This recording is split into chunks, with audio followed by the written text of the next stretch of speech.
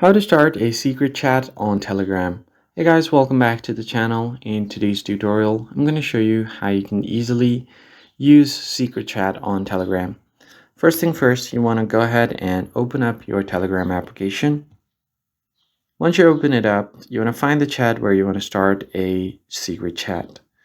So let's say if I want to start a secret chat with this person, if I tap on the three dots over here, there is no option for any secret chats, but if you just tap on the profile icon, and then from there you can just tap on the three dots again, you can find an option to start secret chat with this. Tap on secret chat, tap on start. Now, as you can see here, you want to invite them to a secret chat. And if they accept it, you will be able to start secret chatting immediately. So let me just show you guys one more time.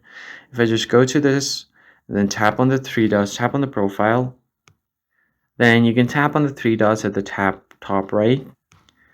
There you could just find the start secret chat option. You can just tap on it and then just go ahead and tap on start.